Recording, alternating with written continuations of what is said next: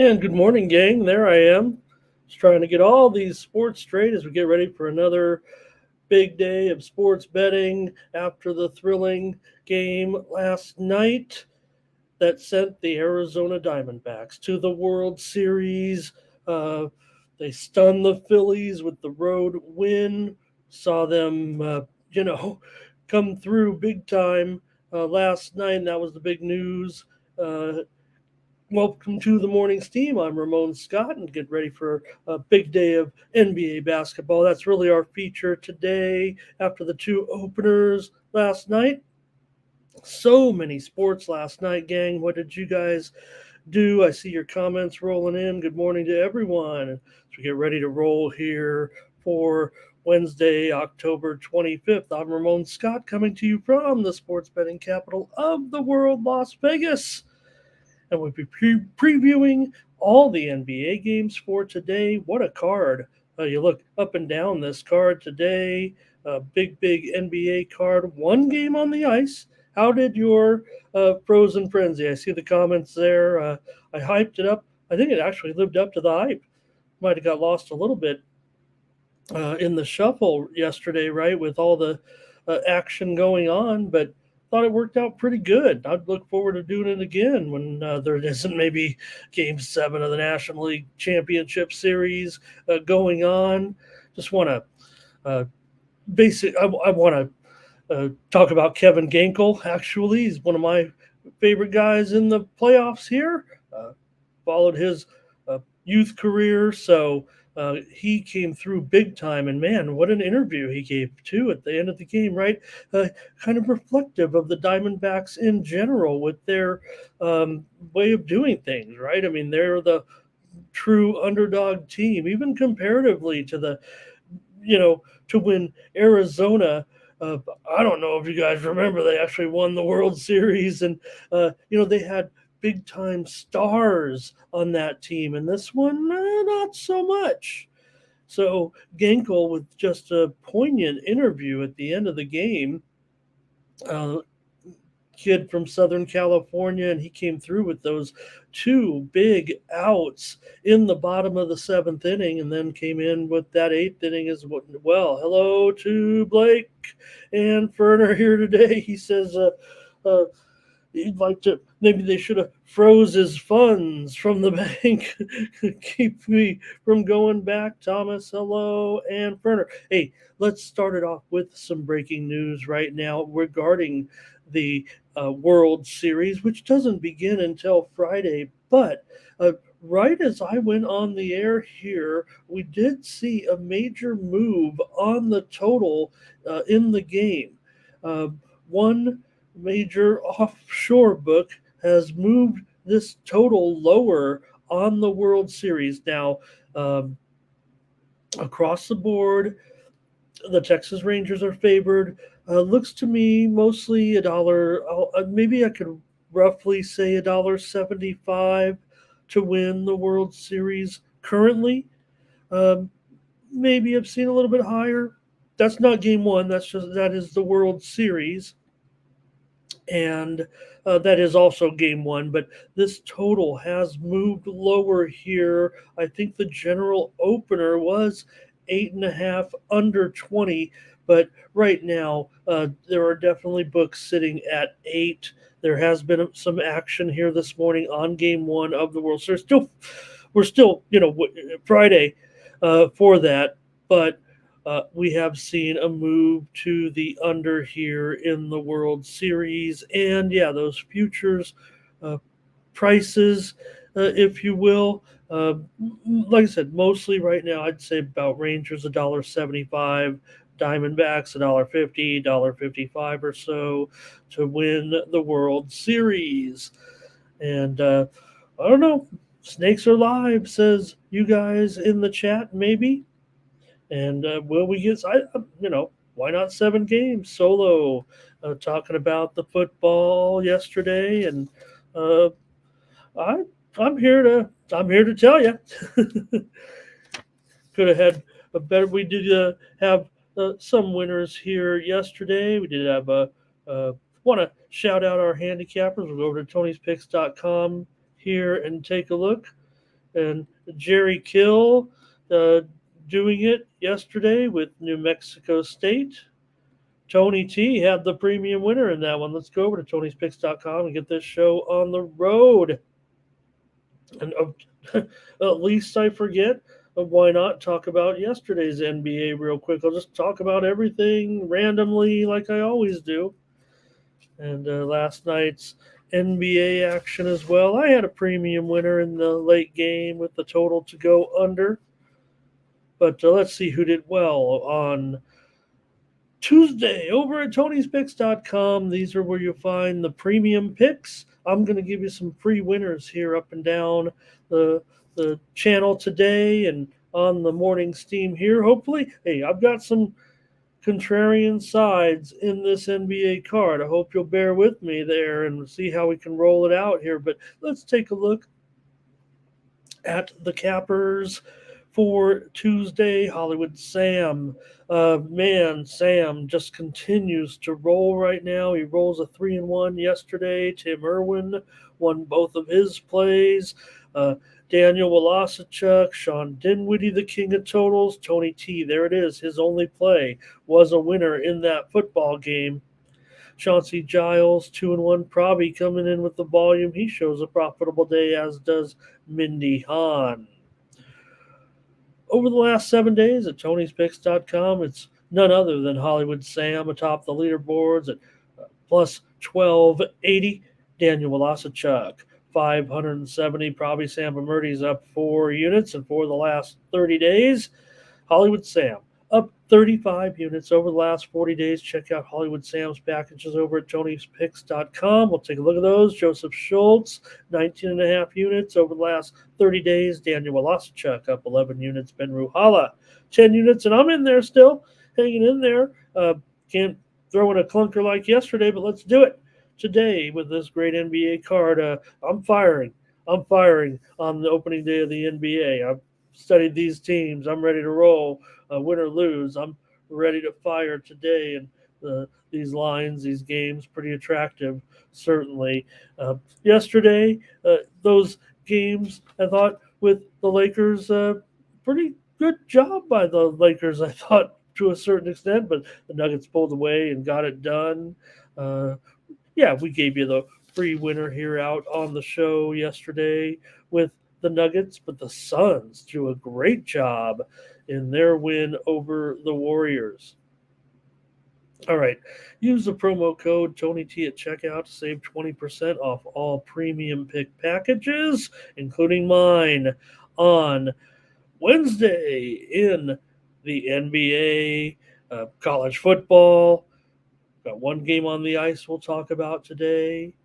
And let's take a look at our crew over at Tony's Picks. 3-packs, 5-packs, 7-packs from our team, including Collins Brown, a 3-pack. Nick Lagaretos, he's going to be hot today in Champions League. He's got a 3-pack up there. Nick Bartini's got a 3-pack in the NBA. I liked that Champions League card yesterday. I backed off. Definitely played it, and maybe I can come in there today with a good day yesterday. So you got to build the confidence up. After my weekend stint in international soccer, you bet we are, Ferner. We will be firing. I would imagine today on this card at least a 5-pack. I want to, this is where I feel like a handicapper like me has an edge when without those data points. I'm ready to roll. Most of the handicapping is going to be speculative on what I think about the lineups and the personnel. Yeah, there are some long-term trends with teams, and I think one thing I did do. There's some information in the Discord that I shared with the Discord, some previews, some magazines to look at, previewing the season. So you can go to the Discord. They're really informative. It's a major publication that I bought, but go ahead and check it out in the Discord. And that's up in there. And hey, all right, let's see. We still have some other promotions to talk about with the premium picks here real quick, if I may. $15 picks from our crew today, including those from Daniel Walasachuk. He's got his game in college football tonight. We know it's a 2-game slate in college football. And best bets also from our handicappers. Hollywood Sam's got his hockey best bet. Collins Brown, college football best bet. Tony T's got his best bet in college football tonight. And there you see on the pick ticker down the side, Nick ready to go in Champions League play. Barcelona in action. Atletico Madrid up against Celtic. Where's Gerardo? He can preview these games with us. Dortmund and Newcastle, Porto, and Antwerp featuring on the Champions League card today. And Nick's got picks for us. And let's see, Dwight is ready to roll with his World Series pick. He likes Arizona. Why not? You like that underdog price? I don't mind that. I think it's been great. And should be closer to a toss-up. Feels like Arizona's playing pretty well. And it's baseball, like I said. Yeah, I'm not taking too big of a victory lap on that one yesterday. My premium play was on the total, but we did give out the game here. We gave out Arizona, of course. But like I said, it was really based on the price. Just no reason for a team to be that heavily favored, right? In a baseball game of that magnitude. I think that's, and I know bookmakers must have. I think the tickets ran 2/3, but I'm not too into that. I know everybody always beats that into the ground or whatever, but if they're laying $1.75 or $1.80, whatever it was, I would guess the public was just laying it with Philly all the way.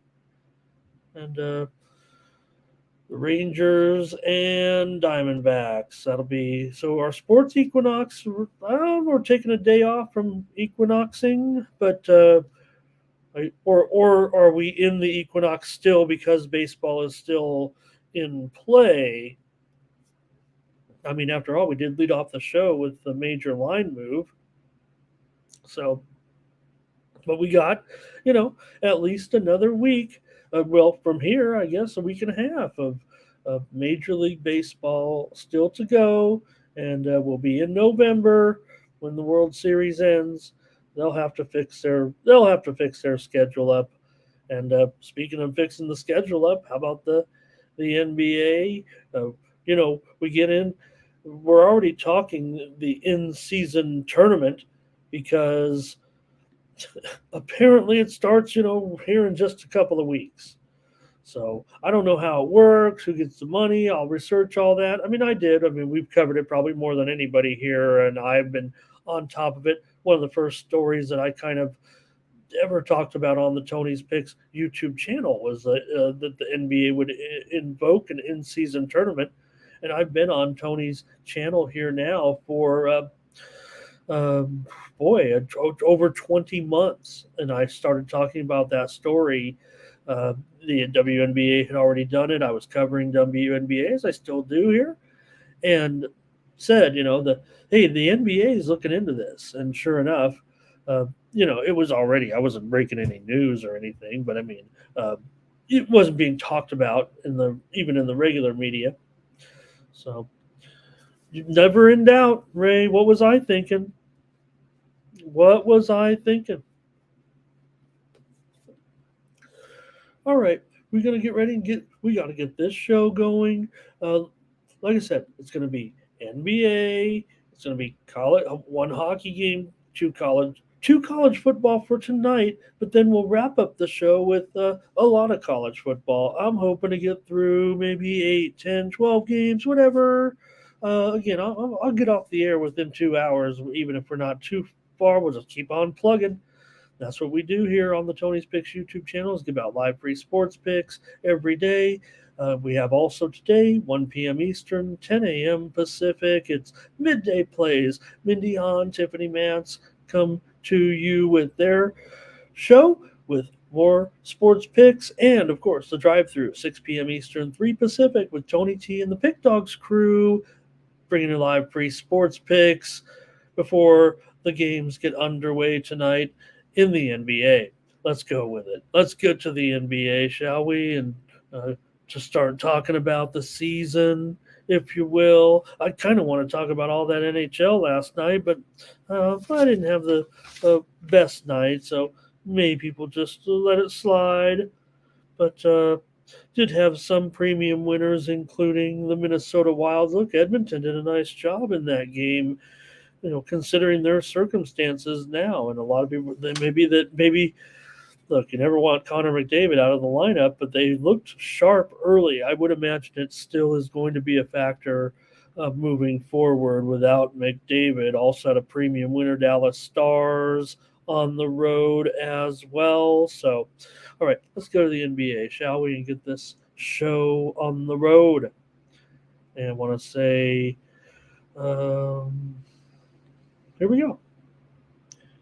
And we'll, see if line moves are coming in and how we go. Because look at some of these totals. Boy, is this where we're really at still in the NBA in 2023-24 season? Well, in this game, maybe we are. Yep, Solo says, that's right. Against the spread is all that matters. maybe they should seed the playoffs according to how would that be? And the championship decided by the spread. Everything is a handicap like golf. Well, not scratch golf. You know what I mean.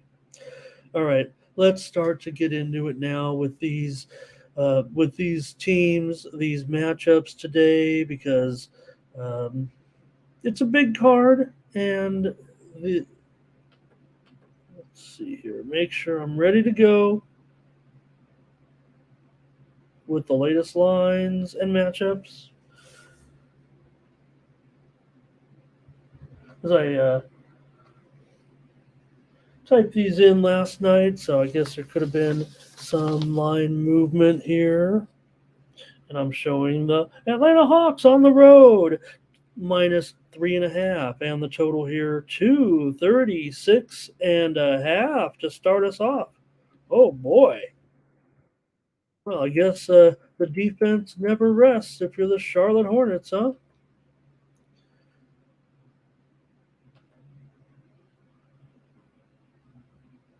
All right. This one, usually a underdog series here. The underdog has covered 13 of the last 17 meetings. Atlanta kind of struggled there late getting numbers last season.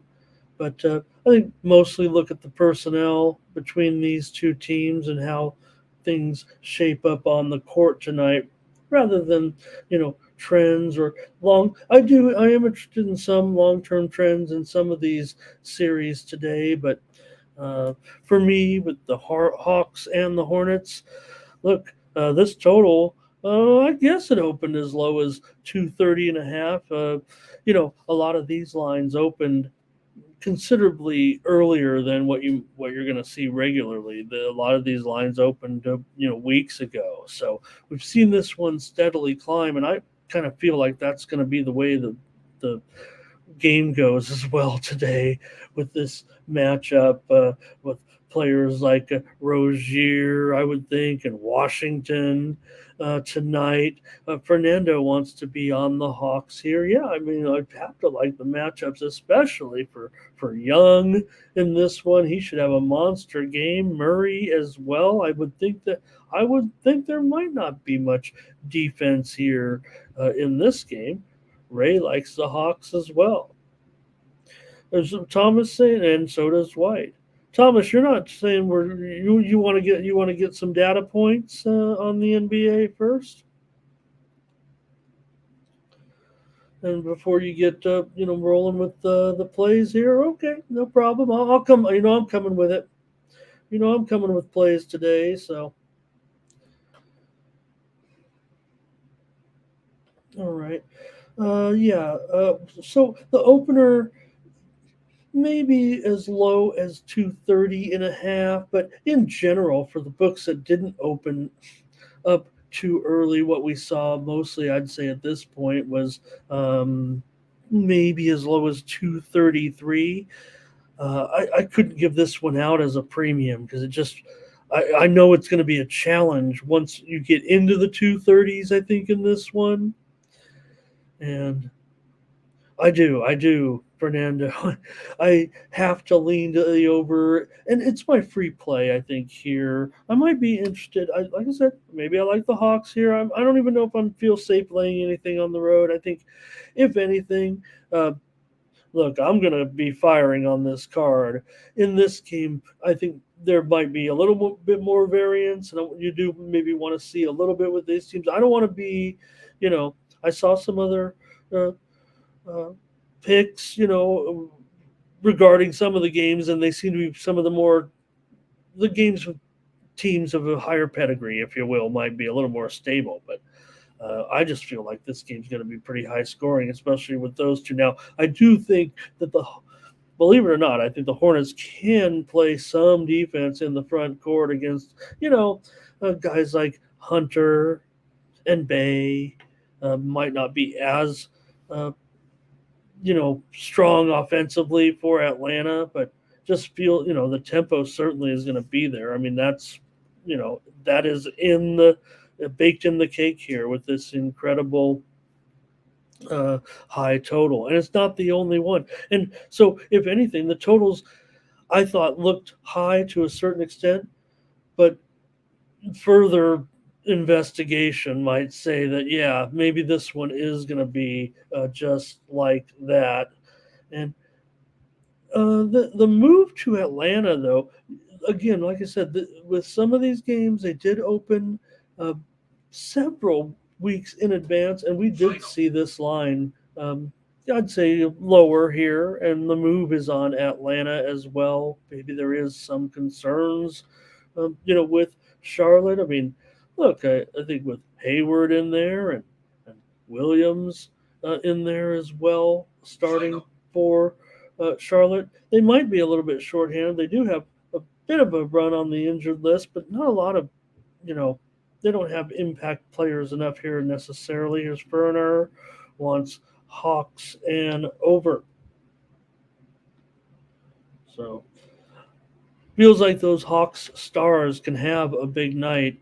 And, we made a lot of jokes at the Hornets' expense last season for their defense and their coach and what he would be saying game after game, especially earlier in the year when it was so bad. Remember, Charlotte was pretty bad last year um, as far as defense early and had the coach calling them out. So, just because it is so high at 236.5. I do think over is in play. That's my play. I'm going over in this one with the Hawks and the Hornets. And even I, hello to Darren. Even I would be a little bit hard pressed to try to get this one in as a premium here today, but I am going to go with the over, and uh, I'll just leave it at that. We'll see. We got, I will have, like I said, 5, maybe 7 premiums. I want to. I want to hit it hard. I want to hit it strong, but I was also very cocky yesterday on the Frozen Frenzy, and those games had my head spinning.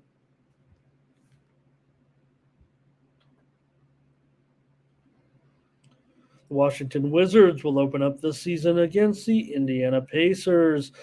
This one I'm showing. Wow, this one looks like it's moved down here from the opener. I'm showing the Pacers here -6, and the total 235.5. So a little bit of move here, I'd say, to the Wizards today.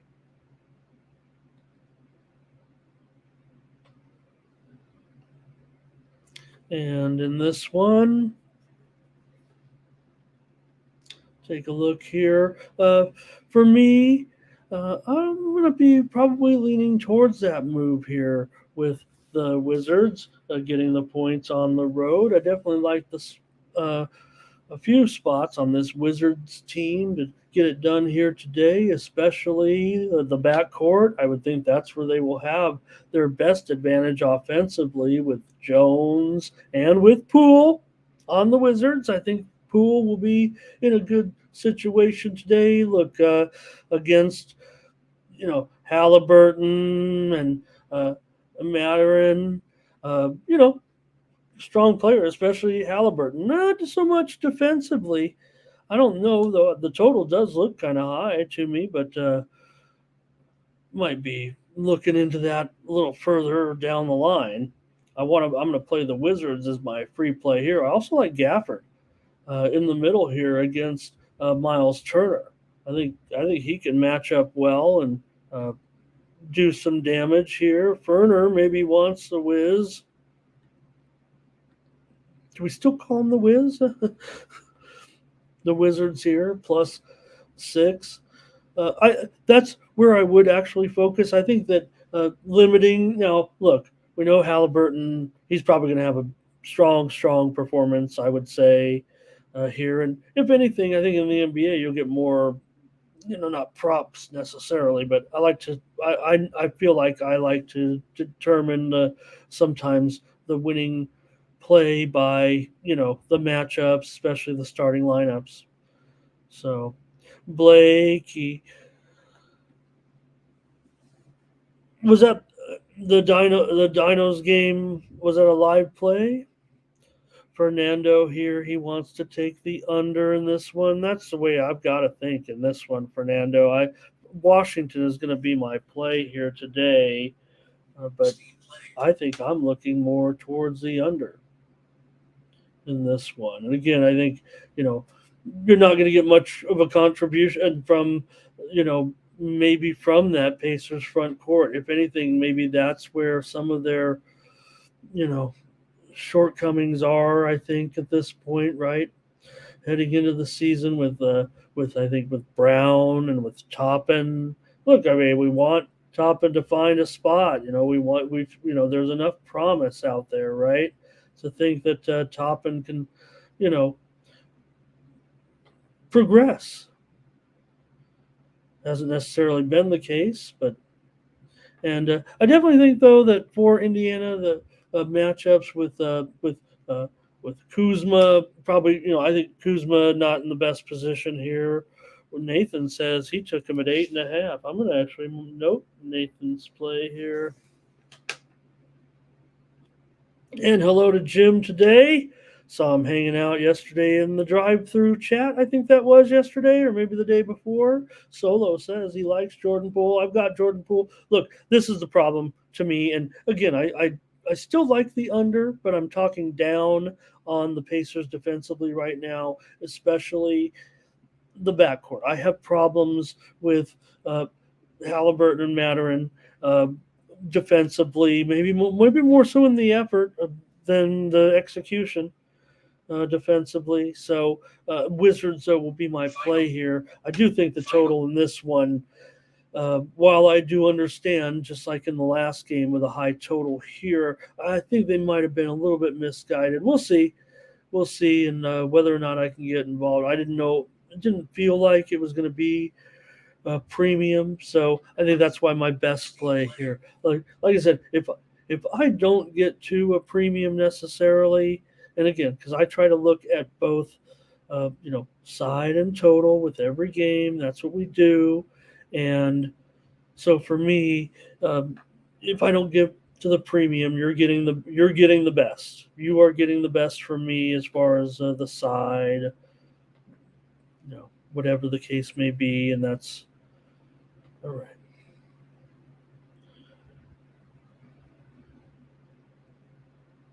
Oh, okay, I want to do well. I don't want to. Oh boy, you guys. Thank you for your patience here. Final.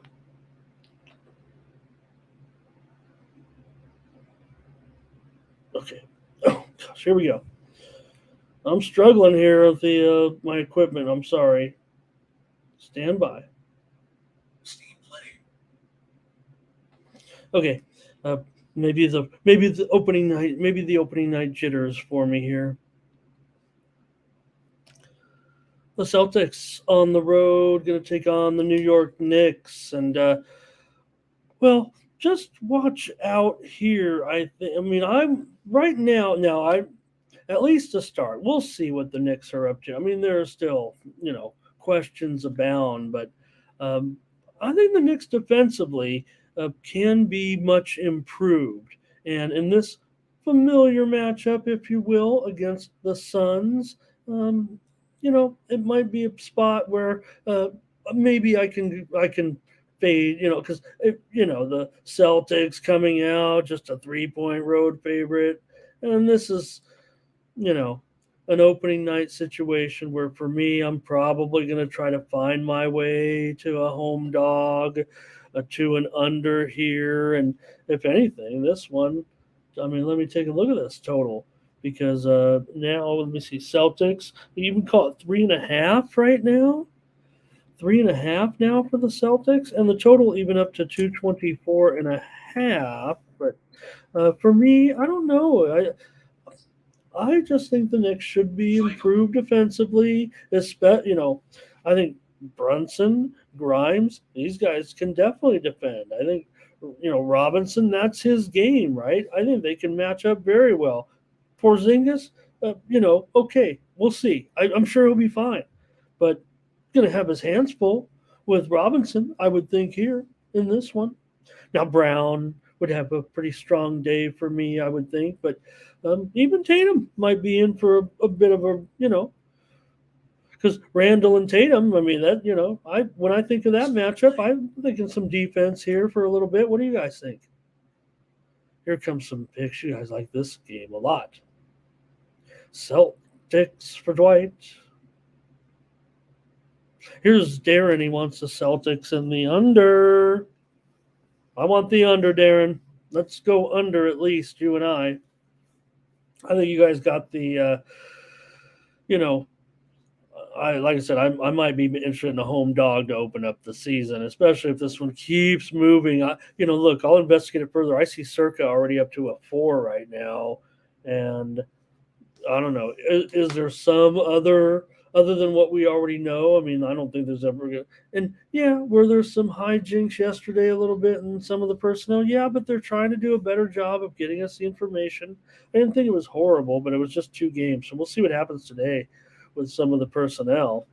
In this game, I don't think there's much to worry about except Big Al.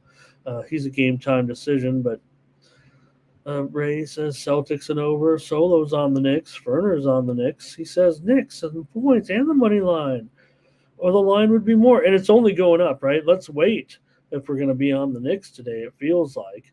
I'm going to take the under just because I feel like, look, again, like I said, these lines opened up, a couple weeks ago, and this one was a little bit higher at some spots.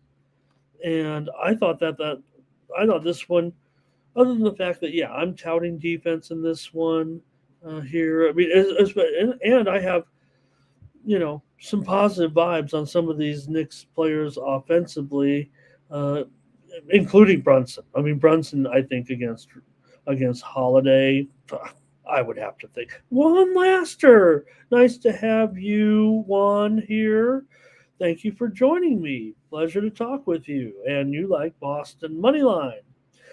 Seems fair, seems the safe, but good. And right now, I wasn't not ticketing necessarily the Knicks, so I think I'm giving my best play here on the under. Fernando and I are going heads up. And that's not always great. You don't want to be going up against Fernando too often. And I'm showing this one maybe even a little bit lower.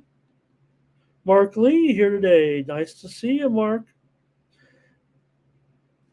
Yep, they didn't hit, right? And it kind of came back to haunt them.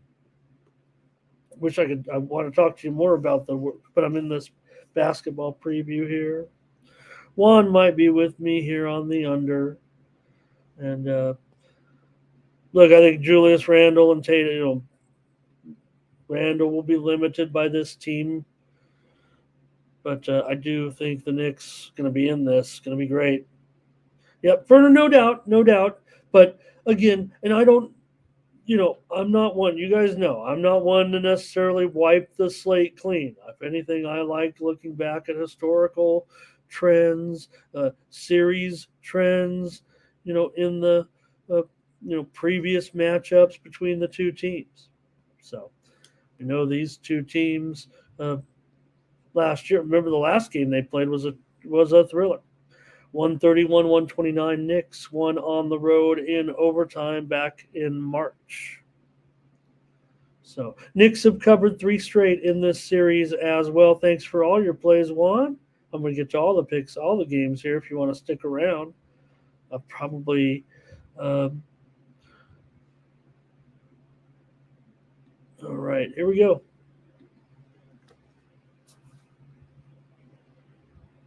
The Houston Rockets going to take on the Orlando Magic. The Magic a 4-point favorite. The total here has already dropped to 220.5 today with Rockets and Magic.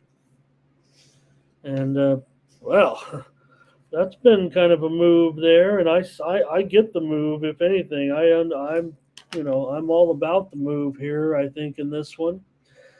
Let's see. This one opened, maybe as high as 223 in the earliest lines, but I think generally with the mark, not every book opened it early, but maybe 222.5. But I see plenty of 222.5s, 223s out there, so this one's definitely seen a little bit of a steady move to the under here to open the season with the Rockets and the Magic. And for me, look, I'm a Rockets fan. They're one of my 5 or 6 teams. I'd say my favorite teams, other than half the teams half the time. But Rockets and Magic over here for solo. I don't know. I think Orlando's building something here. Look, I'm not saying they're going to be doing anything, even remotely close to,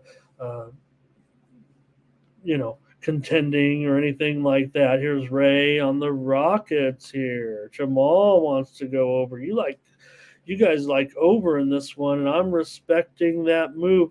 Fernando, I'm going to put my soccer card today up.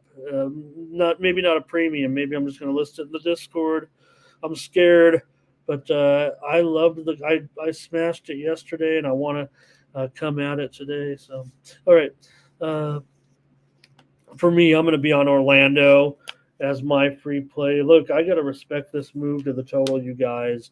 I think Houston. Look, I do like Houston. I love Green. I think Green's got a shot to have a nice game here, but I don't know about the rest of the crew. Look, I have concerns about Fred VanVleet for Houston, especially going up against the Magic's guards here. I mean, Fultz.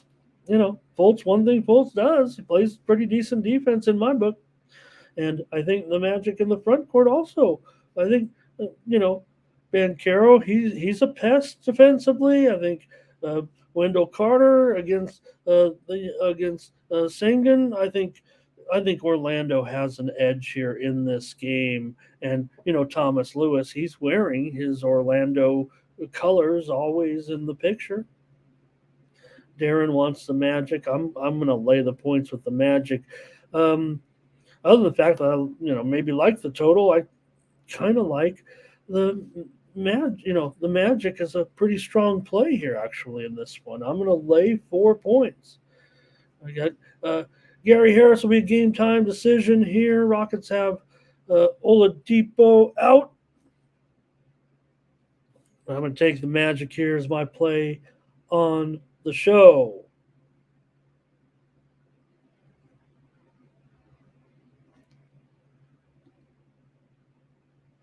All right, the Cleveland Cavaliers and the Brooklyn Nets on Wednesday, October 25th. And there are some injury concerns here with Cleveland coming into this one.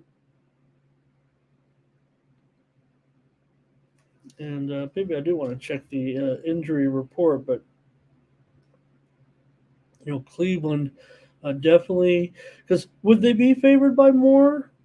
Let's see what if I can bring up the report here. Darius Garland questionable, Jarrett Allen out for Cleveland.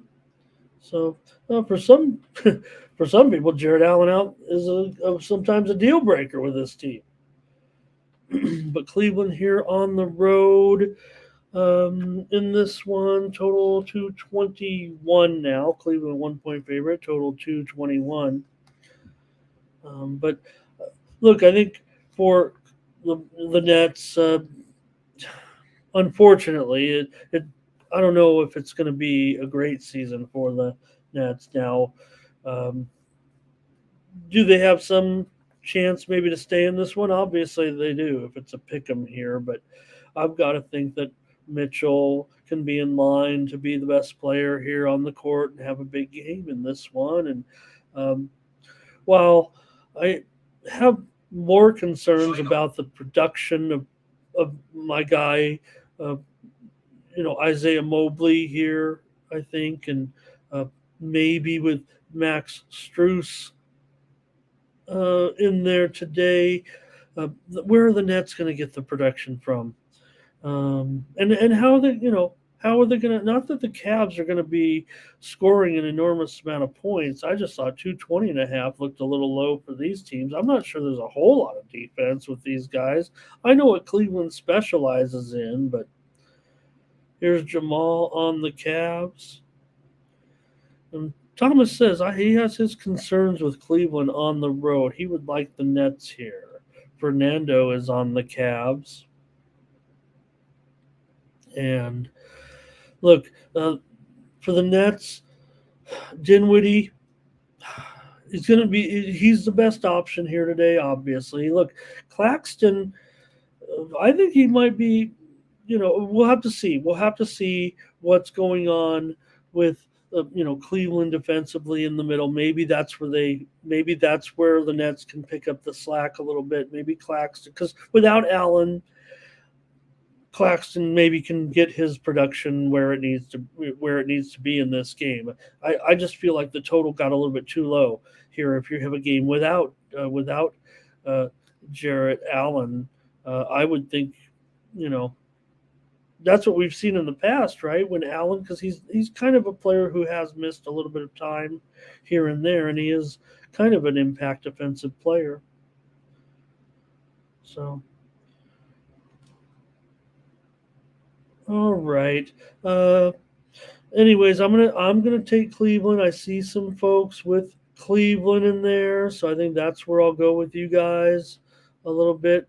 Ferner, that is Ferner's team. Okay, Ferner, that is your team, the Cavs. Okay, you're the Cavs representative. But look, I mean, Jamal's on the Cavs.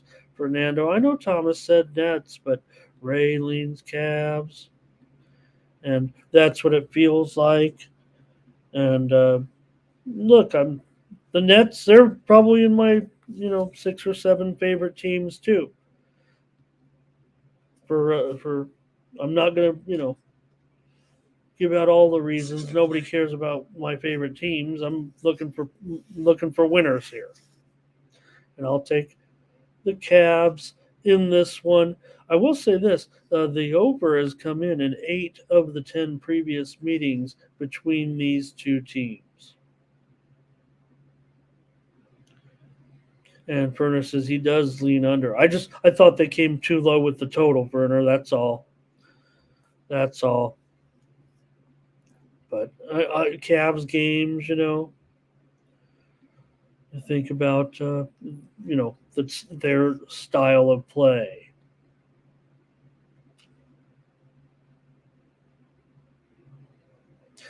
The Detroit Pistons open up against the Miami Heat, and the Miami Heat are a 9-point favorite.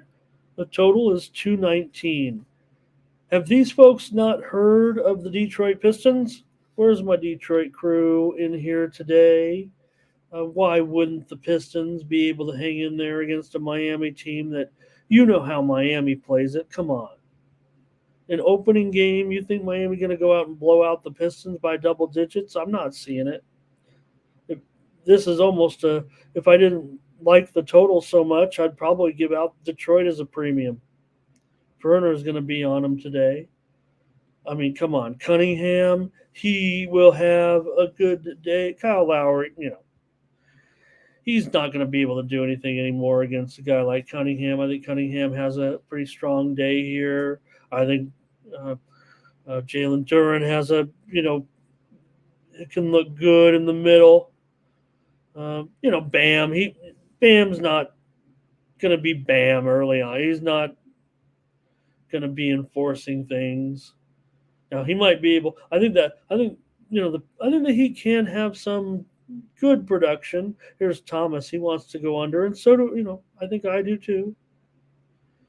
Right? Well, right. We're picking up right where we left off, Ferner. I don't want to spill the beans on this one, but here's a team that wasn't covering spreads at home last year, and here you're laying laying points again. Bogdanovich, he's out of this one. Solo says Pistons +9. Sprinkle the money line. Sprinkle the money line, of course. Duran's got the double-double, and we're going under. That is the recipe for this game. Richardson out for Miami. That's significant because it would have been a great matchup for a guy like Richardson, I would think, against Detroit.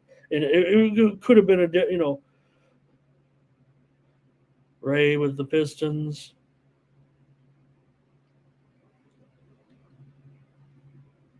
And I want the Pistons. I don't know how much of a personnel breakdown I could give necessarily on the players that I just told you, but it's going to be the Pistons for me against the Heat at 9 points for sure.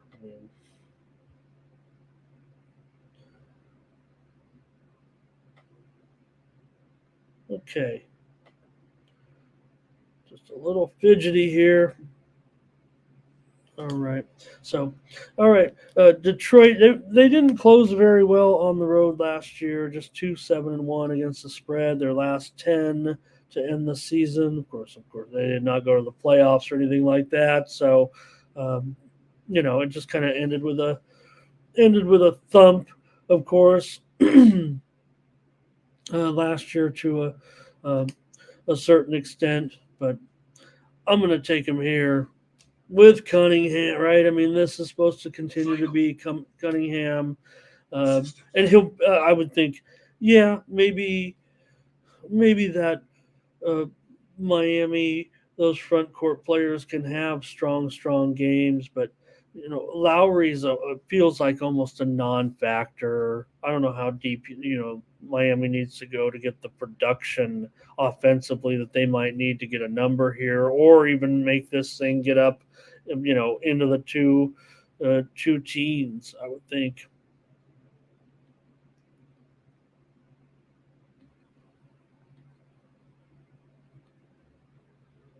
All right. The Minnesota Timberwolves and the Toronto Raptors.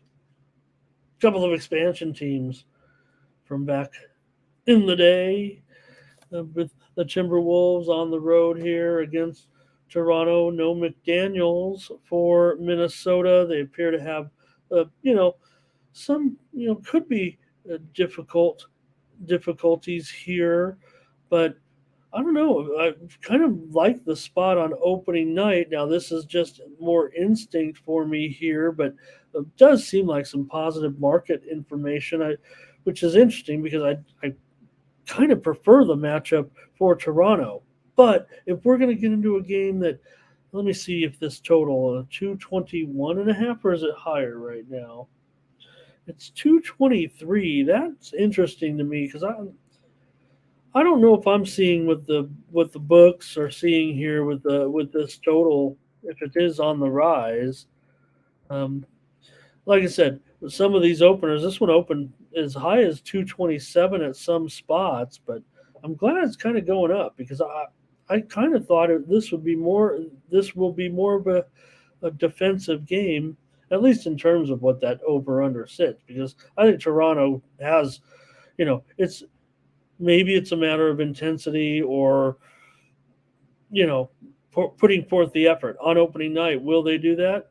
I think so. I mean, I think strong defensive players throughout the line, in that lineup, and I think they have a couple of guys certainly that can have some pretty strong games. Now Siakam, I think he's due. In a game like this against the front court of the Timberwolves with Towns or Gobert, whoever, because Podol's in there too for Toronto, and he could be fine. I think Podol, his production seems to be going up in his career here a little bit. He's not a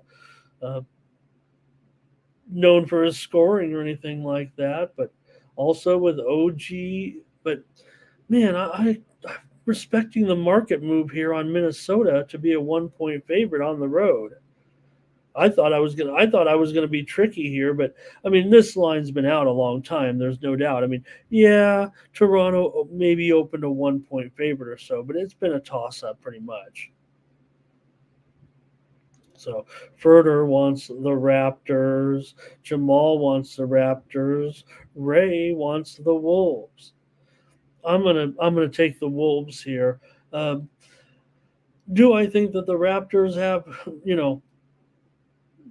I think they are probably still one of the best defensive teams to me moving forward, and I think that they maybe they will be better than advertised, if you will, because they've definitely have had their ups and downs.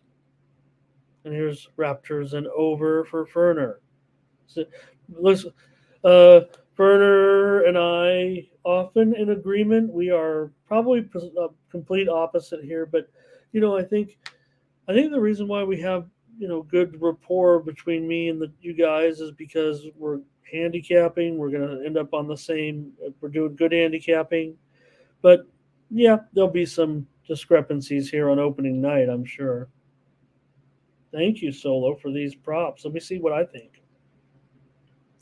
Edwards over. I'm not gonna write these down. So I'm gonna just come. Let's see. Okay, I'll Solo. I'll go under there. You and I can go under there, but I'm on the Timberwolves. I know I'm not quite correlated there, but and then OG under. I'm maybe going over, but I don't want to. That's why I don't ever really bet those non-correlated plays myself. I don't ever want to do that too often, but I was just trying to analyze your picks in accordance to what my notes here say. So let me know what happens tomorrow, Solo. Hopefully you win, and because you're the expert here, you came in with those. I was just measuring them up against my matchup page here. So, but I do like the Wolves, certainly. And Darren says when he saw the starting lineup, it had to be the Wolves.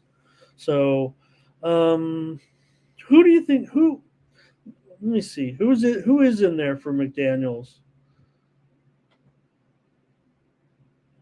We're certainly going to have Conley, Edwards, and Towns and Rudy, right? Okay, I'm on the Wolves here in this one, and we'll see about that. I feel like this is, lower than that. So I'll just leave it at that.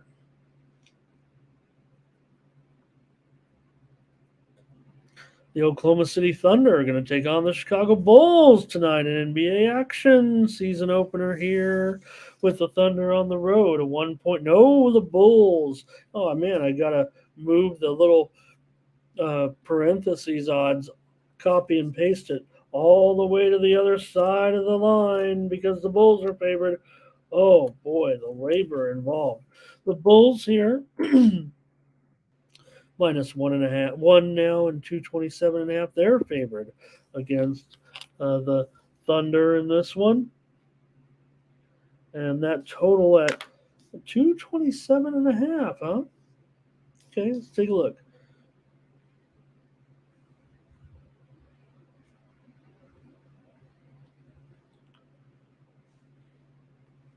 All right.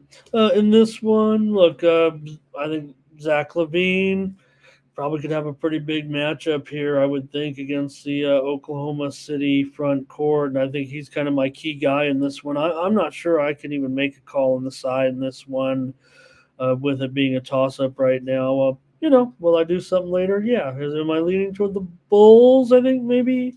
Yeah, I'm leaning Bulls here. Um, Williams out for the Thunder currently, right?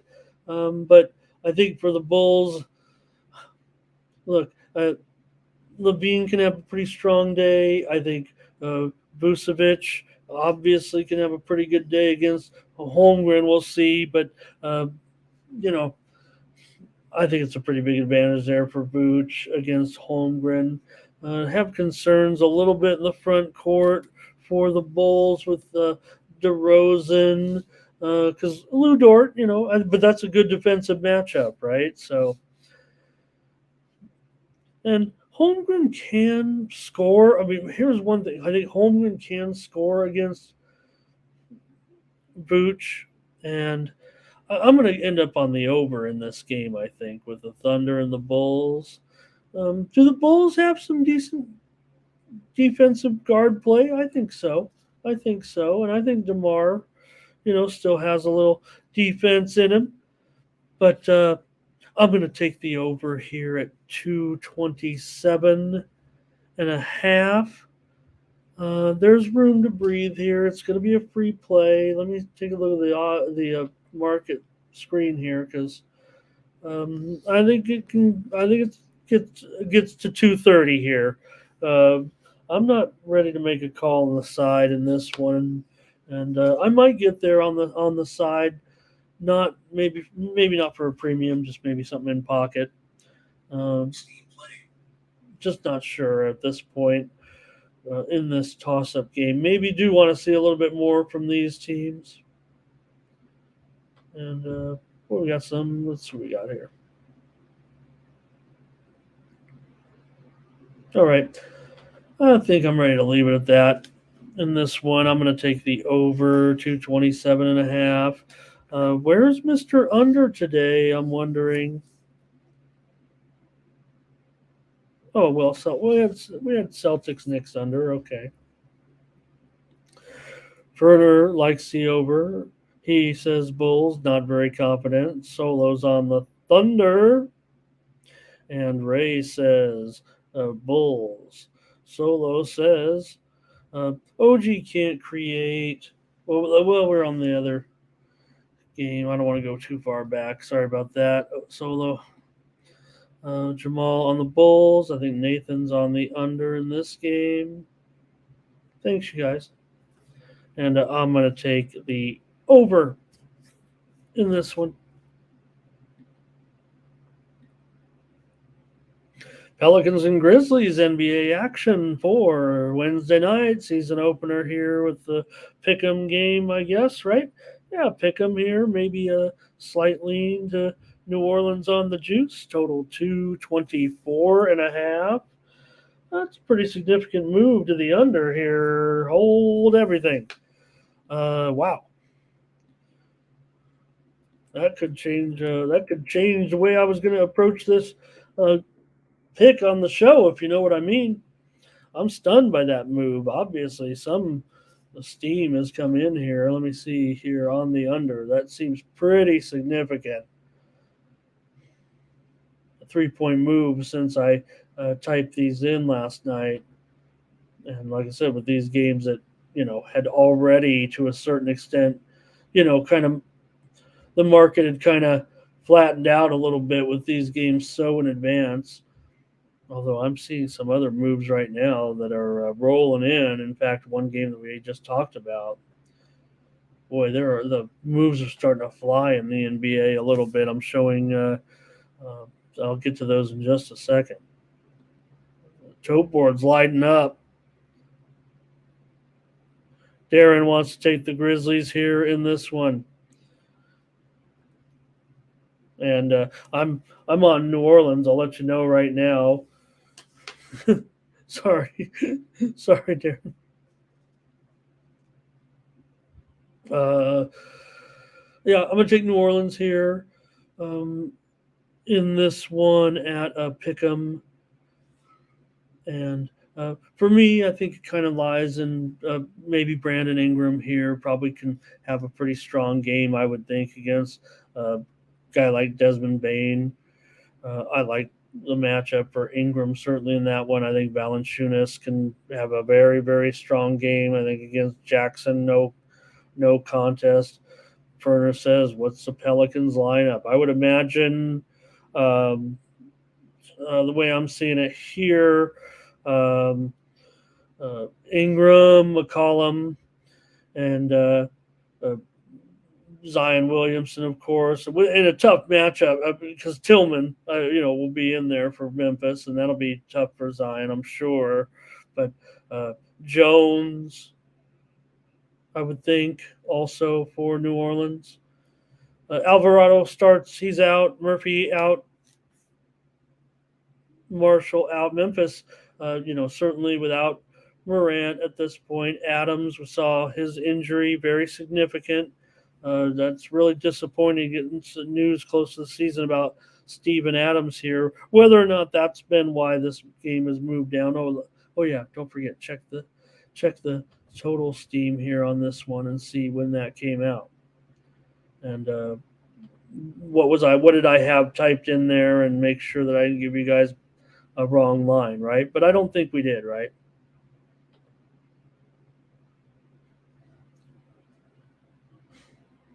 Brother.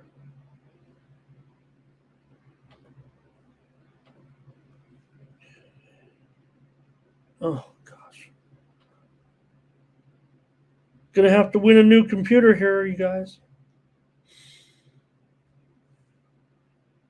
Otherwise, we'll just be sitting here with me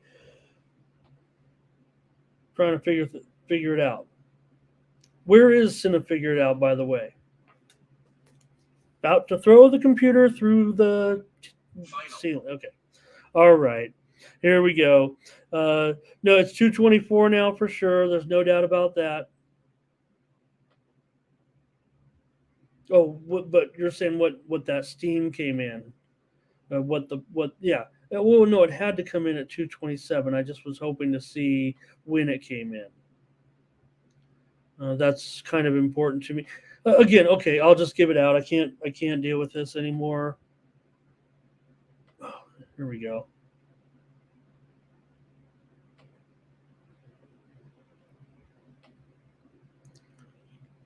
Ugh, that was the extent of my temper. And all right, I don't I don't see a major steam. So let me look one more time. I don't want to be this is my job is to make sure I give you the best line information. I pride myself on that. It did open as high as 229 and a half. But that again, like I said, a lot of these openers a while ago because of the opening game. All these lines were out much much earlier. Give me New Orleans today. I'm going to take New Orleans here on the road as the at a pick 'em here right now. And I got Ingram to have a big game, Valanciunas to have a big game. I think McCollum, Jones, fine. Zion, no, no, I don't want anything. I'm going to fade Zion today for sure. I would think. And for Memphis, they're just not going to have enough production in the front court. I would think. I don't like Jackson in the matchup against Valanciunas necessarily. I don't like and Zion they're fine. Jones and defensively for New Orleans, Zion, they're fine. if you can keep Zion healthy, if well, there's a lot to talk about with him. Obviously, that we can. Oops, did I just lose you guys here? No, okay. Sorry, you guys. Here we go. Give me New Orleans in this one.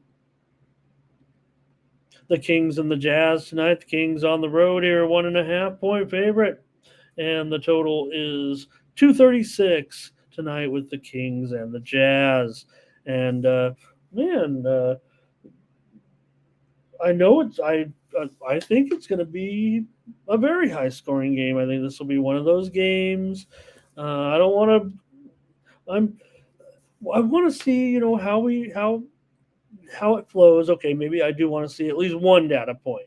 But to me, this feels like this one's going to go through the roof. This feels like it'll get to 240 points, especially with the Kings. Now I know on the road, maybe that could affect them, but come on.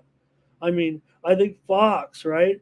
I think Fox has a big game here in this one, going up against a guy like Clarkson or whoever's going to be in there, and uh, pretty much up and down the Kings lineup. I like the King. Now, the center matchup may be a little bit slow afoot with Sabonis and Walker Kessler. I mean, sure, Sabonis should have production, but Kessler likes to bang a little bit, mix it up, and probably can slow him down a little bit.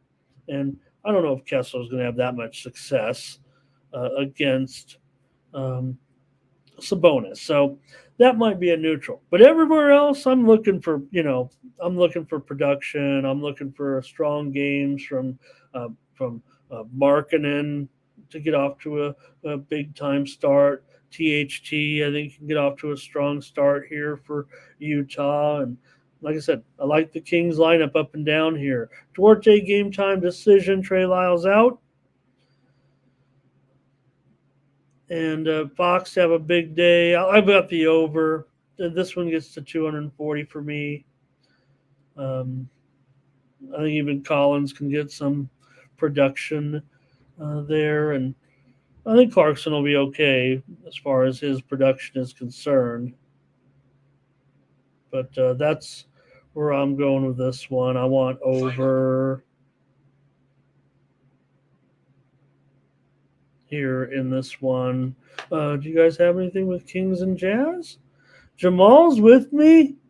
That's what I like to see.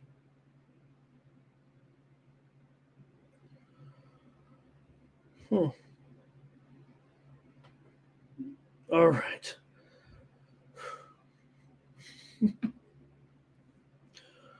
Okay, I have more information. I'm just struggling here to get it to you.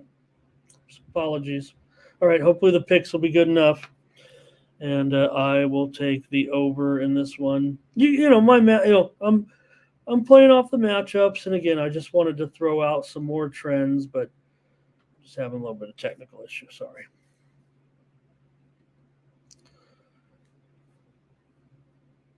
Okay, here we go with the Mavericks. Here we go with the Mavs taking on the Spurs in this one tonight. Mavericks coming in on the road, a 4 point favorite here in this one, and the total 230.5 with the Mavs on the road. Luka is, believe, has an injury designation in the game. It may even be, oh gosh, may not even be able to get to the latest. Okay, of course, here we go. Questionable with that calf, Dwight Powell. Listed as questionable. He's got an illness, and so does Zach Collins for the Spurs. So that probably is going to pump the brakes a little bit on some bettors early on, waiting for that information with Luka here. Whether or not it's built into the line, Mavericks here a 4 point favorite in this one. And Solo says, give me the Spurs in this one.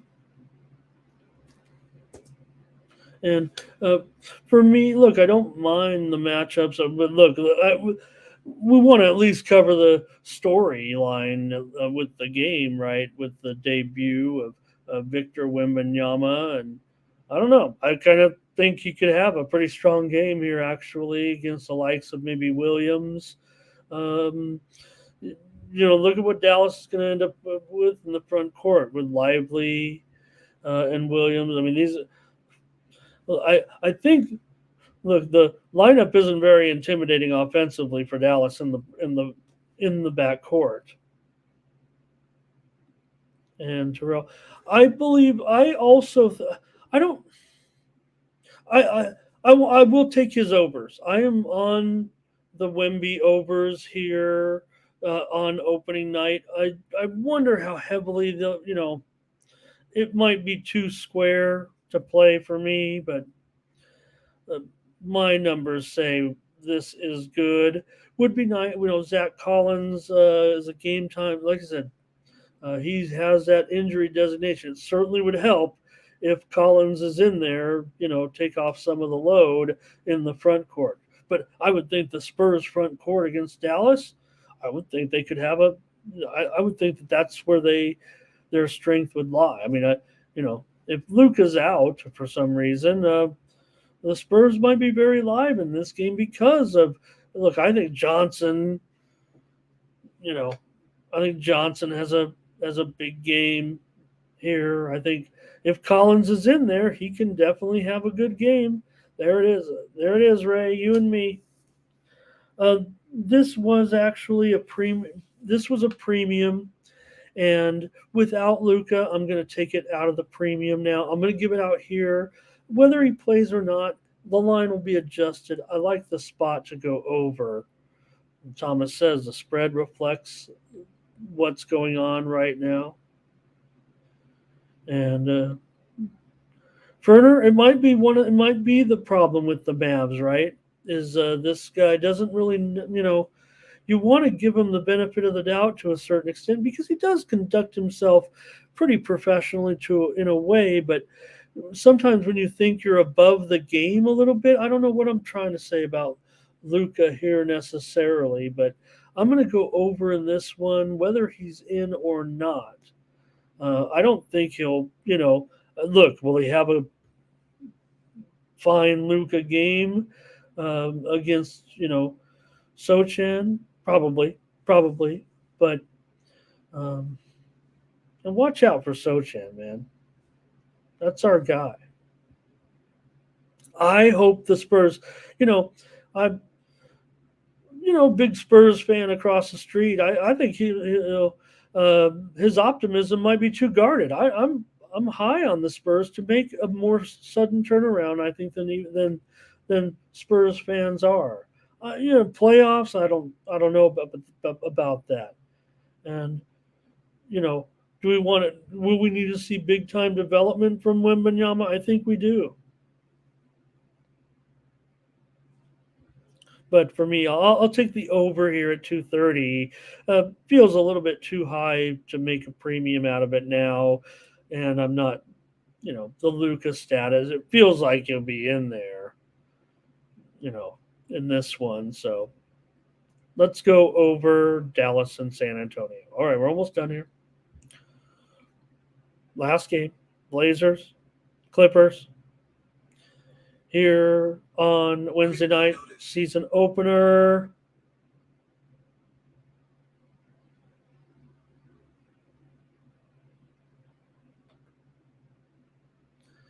Just got a little bit of breaking news. Let's see here. No. Okay, Clippers minus. Yeah, that line's wrong. Sorry about that line, you guys.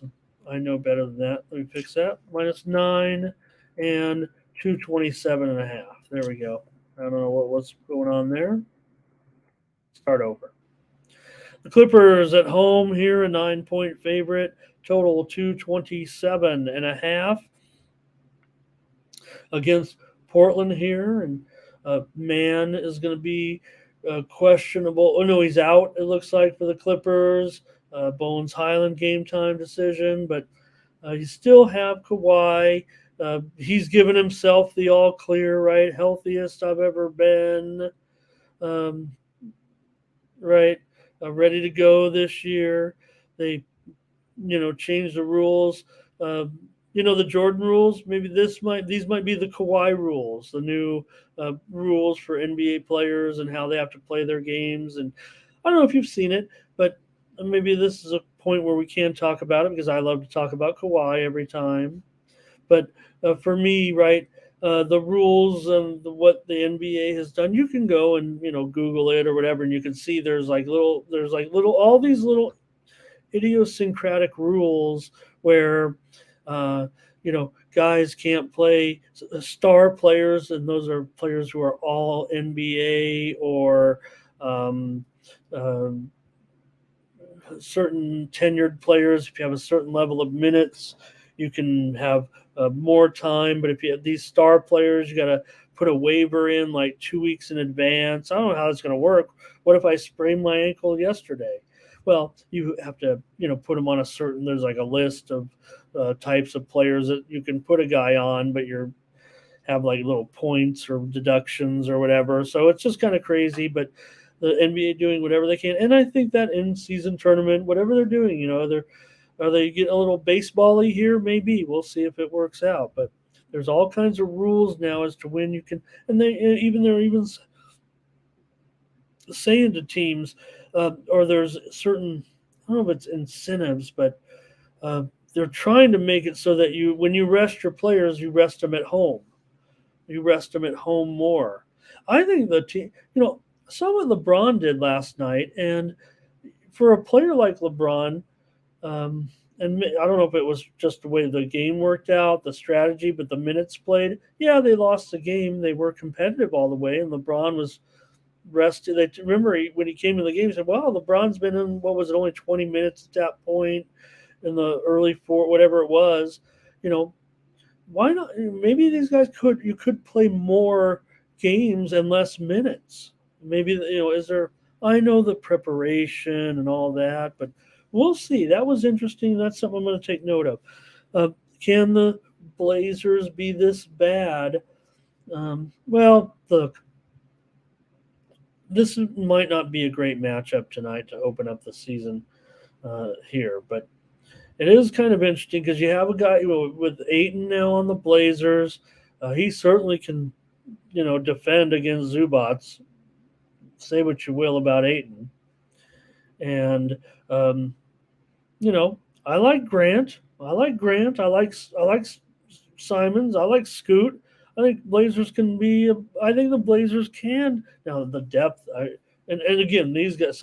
These guys are kind of young too, but and the depth, is what bothers me maybe a little bit because the Clippers, if anything, um, I think they are kind of deep. We'll see here. Look, uh, Paul George might not have the best matchup, but it just seems like in the end they should grind him down and win this one by double digits at this point. I I actually wanted to go a premium here, and I was thinking, maybe with some of the information about the Clippers, but at 9, I'll just give it out as a free play. I like the Clippers in this one. Um, I don't. I want to try the Blazers. You're going to probably see me on the Blazers a little bit early because of uh, Simons, I think, and Grant. So, and Aiden should be okay here, and I think that he can really make sure Zubats. Not that Zubats is a big contributor, but he can keep him down. And Kawhi, is he the guy you want covering your spreads? Probably not. But I think I want the Clippers here. I'm gonna take the Clippers in the season opener here against the Blazers. All right.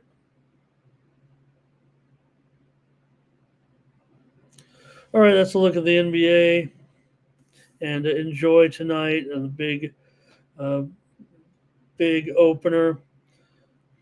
I've got the down arrow a little bit on Paul George in this game. I mean, I'm going to need his contribution, obviously, but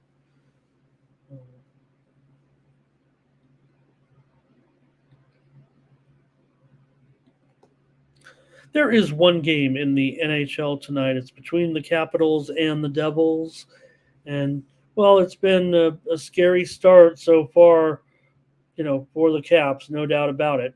And uh, they are starting Shepard here in goal against Schmidt. Shepard is confirmed here in goal. Hunter Shepard for Washington, and it'll be his first appearance here.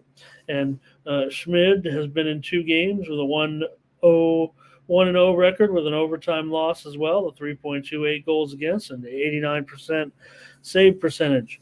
I know not many people are probably going to want to be involved here with the Capitals, but I think on this standalone game at this price, it probably is,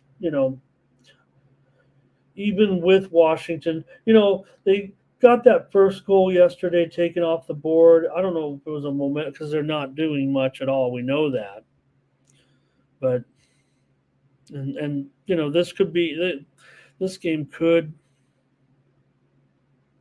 have, I don't know, 6.5 over 20. Not going to be a great game tonight. I don't even know if I can get a premium out of this one. I'm going to take the Capitals. What is the puck line? I'm not sure the Devils are going to be too interested here. Cap. I agree with everybody. Look, the Capitals weren't scoring. They can't even get shots on goal at this point. But feels like 40 cents too high at this right now. I mean, the Capitals got to try to turn around. Plus 1.5, minus 115. I'm on the Capitals today. Here, remember, every team played yesterday, so both these teams were in action yesterday.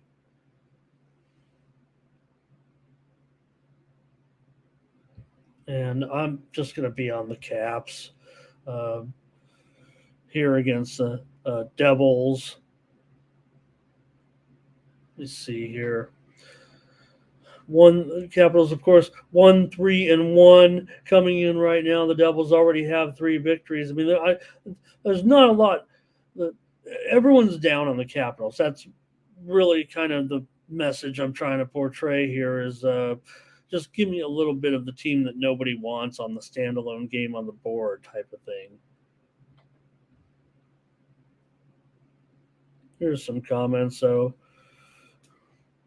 Ray's going to join me in this one. I mean, Caps have lost every game on the road, like 8 straight road games dating back to last year. They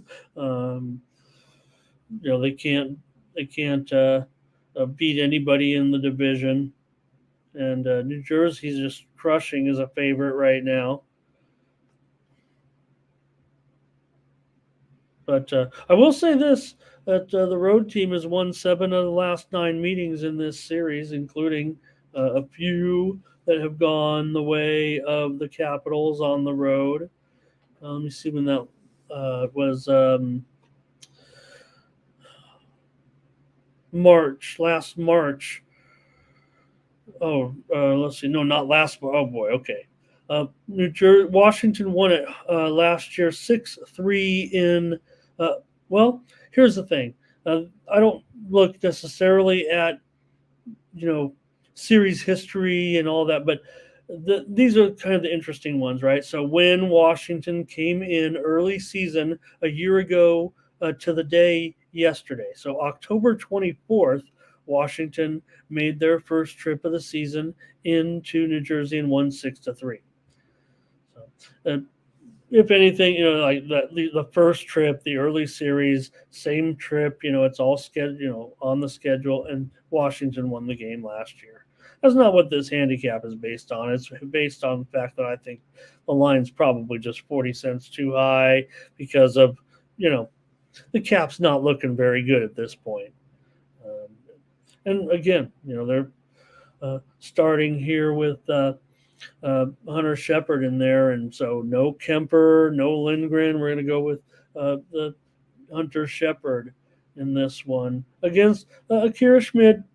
And let's see, Schmid has a win, has a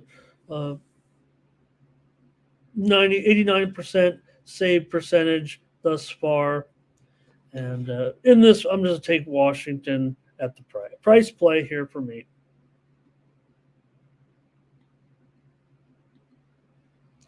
There is college football tonight. Tip on your Tuesday night schedule here.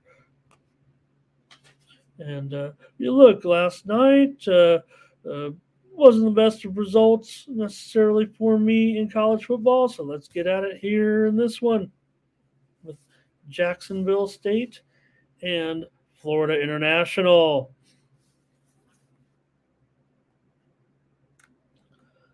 Call up the latest line here and see what we're dealing with. Jacksonville State, they're definitely up to an 8.5 or 9-point favorite even. Let's call it 9 here, I think, is what we should do. And the total is 47. Okay.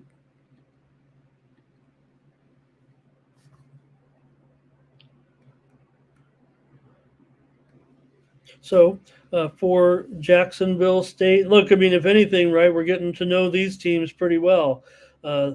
Maybe that's why, we play these Tuesday nighters because what happens is we get to see all their games, right? We're plenty familiar with Sam Houston, Jacksonville State at this point, Liberty, Louisiana, all those teams. Jerry Kill was going to murder that guy last night after that penalty there at the last play of the game. Dwight's ready for Jacksonville State already. And Thomas says he likes Jacksonville State and over.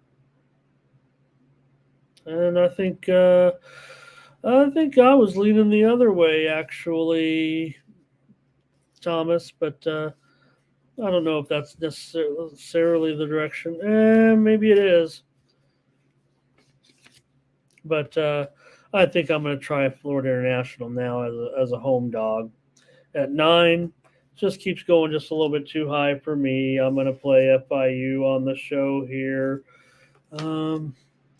Just not sure I could play FIU as a premium in this spot. But if the line's going to keep going up, I mean, I don't trust the Jacksonville State at this point as a favorite. Jacksonville State coming in the game they are 6-2, but Florida National still a 4-4 record this season. So I think that's what I feel most comfortable with is taking Jacksonville State at home for Jacksonville State, that 6-2 record so far this season. They are, we'd already know their first season. They've got Coach Rodriguez here. They've done some very good things, no doubt, so far. One thing they've done well is the turnover margin, +9 in turnovers. They're clutch in close games. FIU first half here for Thomas. They've won all 3 games that have been decided by 7 points or less, but here you do have them favored by 9, and I have concerns about their passing game. I think they're under 50% of late in the passing department. And let's see, a few stats I can get to maybe here.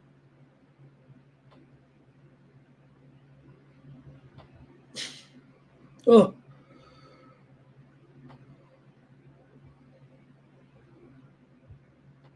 there's got to be a better way for me. Okay, Florida International's lost. Been losing a few games for sure of late. Now, last week they won in overtime. That was definitely a bright spot considering where they stand right now at just 2-2. But being able to get that win in overtime, look, they've been a very, very dismal team against the spread. That's probably why I can't get on them here necessarily as a premium because they've always been just garbage. I mean, they're 8-21 in their last 29 conference games against the spread, 2-8 against the spread against teams with a winning record. I can't prove to you that FIU is the side with any of my trends, but I just have to trust them here. At +9, it just keeps going up. I mean, Jacksonville State feels like the public side. There's nothing I can, do other than the fact they've started to cover spreads more free. They've covered 6 of their last 13 in conference. So again, think of how bad it was before that in that 8-21 spread run, in conference. So these teams, there's no series history on them. This is Jacksonville State's first year up here. So they're trying to just get things going, and they're doing a nice job. And ever since this coach has come in for FIU, they've been home underdogs 7 times over last season plus, and he is 4-3. So I think I'm going to take them here. Look, Jacksonville State, they only have 7 touchdown passes this season, and they have 5 interceptions. And Florida International, look, this game, what feels to me, I know there's a lot of sharp guys touting the over in this game. And let me see what that. Yeah, I know, Tom. I'm thinking under, and I think when I'm thinking under, it feels like to me that 9 points becomes more valuable. Darren's talking about a teaser here tonight. And I'm okay with it because I want Florida International plus 8.5 or 9 here. I see 9. I see a lot of 9s. I see 8.5 over my right shoulder here. Jacksonville should say Jacksonville State mighty scoreboard back there. Are you there? But is Jacksonville State, not Jacksonville, because there is a Jacksonville. We know that. They don't play football at this level. All right. Give me Florida International here. I'm going to take them +9 today in this one. They passed for over 1,800 yards this season. They only have 6 touchdown passes as a team as well, and 8 interceptions. But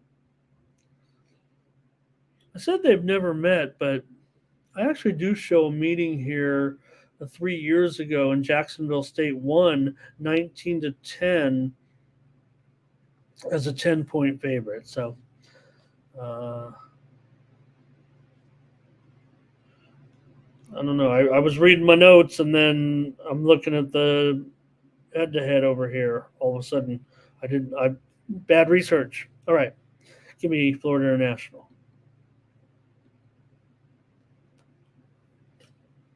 Texas El Paso is going to take on Sam here tonight. We know all about these teams. In this one, you have Sam now up to a 3.5-point favorite tonight.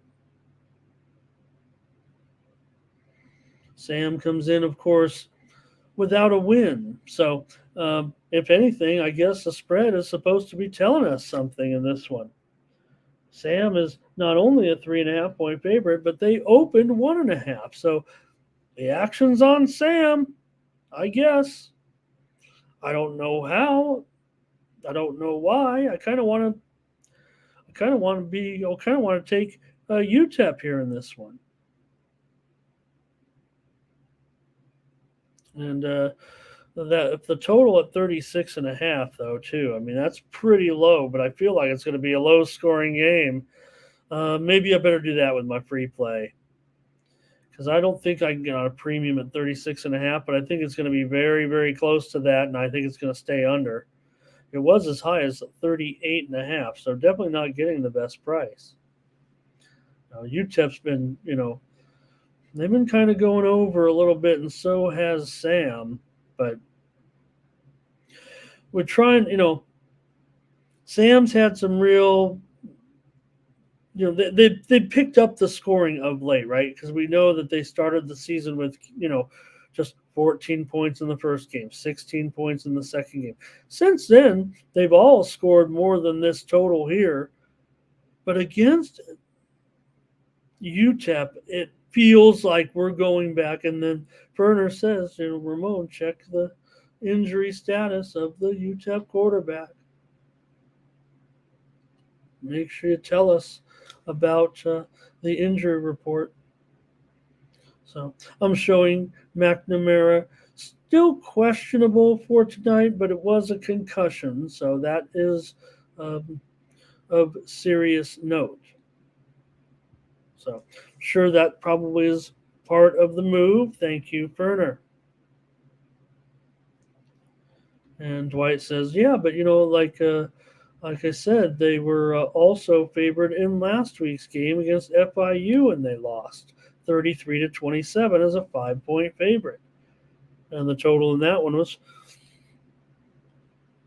42. Ray says, give me Sam. Darren said that, and I like, they've covered. They're 3-3-1 against the spread in that 0-7. So they're definitely getting a fair shake. And I think at the spread, I don't know if I trust them though. I almost want to lean UTEP here. But let me take the under because that's pretty low. I don't want to scare anybody off. I don't want to scare the subscribers here, and I'm kind of scared. But it does feel like, even though all the Sam scores keep going up here, Bello here today. Hello, Bello. I think this one gets back to those other games a little bit, like we saw against BYU. If Sam has trouble, scoring. So I'll take the under here at 36 and a half. And I'll probably lean UTEP, even though I've been championing Sam here. It feels like for most of the season, even from the get-go, even when we lost that game 14-0, we covered that one. Remember, with Sam. Remember, even though they lost those first two, they covered against BYU and Air Force. But I don't know if I want to trust them here as a favorite. To me, it's funny because those are the games I kind of like here with Sam. And I tell you what, if it was a pick 'em, I'd probably be on Sam. But I don't know at laying 3.5 in some low-scoring game where the final score is going to be like, 17-14. If that feels like. I'm the one having technical difficulties. I think I have there's some type of interference being run on my computer that is making it like crash during the show. So it might be, I am here in Nevada. It could be Area 51. All right. A little bit of breaking news in the NBA as we're done with these two games. Okay, I'm on the under. And we'll get to more college football in just a moment. I'm going to preview a bunch of games here, about 10 games here. We'll just try to see what we can get done in the next few minutes. Don't want to go too far over the top of the hour. Try to get all these games in. But James Harden looks like he might, we already know he's already having a fit and whatever his deal is with the Philly or whatever. But the total is on the move under in tomorrow's game against Milwaukee, and feels like Harden's not going to play.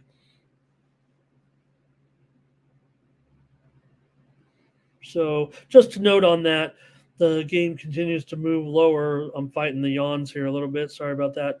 The game is moving lower right now for tomorrow. Philadelphia and Milwaukee down to 226, 225 now, probably on the status of Harden and his, fight with the Philadelphia front office. But and while those guys aren't the,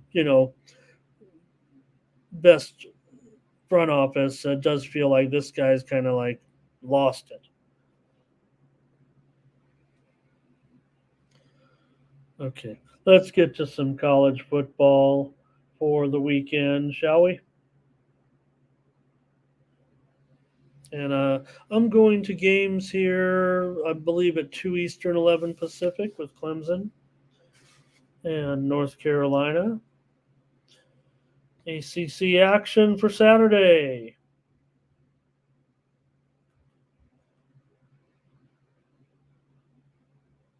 Okay, here we go. This will resume at game number 141 and 142 with Clemson, a 10-point favorite here against North Carolina State. I hope I didn't say North Carolina there on the first one, but with North Carolina State here, and well, while Clemson has they've in a way they've kind of found a little bit of momentum, but again, maybe they haven't. I mean, what was Dabo talking about the other day? And okay, so I know I've just started this report right now on this game, but I just want to mention James Harden has been downgraded to doubtful. That note just coming across. Okay, I'm going to try to get this one started here with Clemson and North Carolina State. And while Clemson seems to have made a few strides here and there, what was Dabo, you know, saying in some of his post game? It just sounds like they're not, you know, look, he's having to do it with a new staff, or his staff has changed over the last couple of years. Maybe this is why they are kind of behind the times a little bit, or for whatever reason, right? DJ didn't work out at Clemson, seems to be working out fine at Oregon State. Ray says he wants to lay it with Clemson. There's no way I'm laying this with Clemson. I still don't trust them in laying any points. I mean, I barely can get them to win. They're 4-3 straight up, 2-5 against the spread. NC State is not a good spread team either. They're 4-3 and 1-5-1 against the spread. But and they've failed 15 of their last 21 games actually against the spread. But Clemson has failed 6 of their last 8, and I don't want to trust them on the road necessarily at all. With Klubnik, yeah, he's good, but whatever they were saying in that, in that game. Look, I know they beat NC State. They last year at home, and they got the money. But in last week's loss to Miami, it was just a cluster. It didn't look good at all for Clemson. I think that's where the problems lie. And now to play in a second straight road game here. Has NC State been, bad? No doubt. They were just dreadful against Duke. They could only manage 3 points. They failed to cover the spread, but they beat Marshall at home before that as a favorite. Barely got the money. They held Louisville to 13 points in a home loss and a push. They were a 3-point dog, and they pushed in that one. So they got clobbered at home by Notre Dame, so maybe you can look at that as an equivalent matchup. Back on September the 9th, Notre Dame came into Clemson and won 45-24. So that might be an equivalent matchup that you might look at and say here that, yeah, Clemson is the much better team here. But I've got to take the points. I just cannot lay double digits right now with this Clemson team. There just seems to still be something amiss to me. Nobody has them up there with Notre Dame, right? So even though Notre Dame clobbered NC State, I don't know if Clemson necessarily does here. Can they get the win? Probably and sure. But can they get that double-digit win? I don't know about that, and I'll take the points, says Thomas.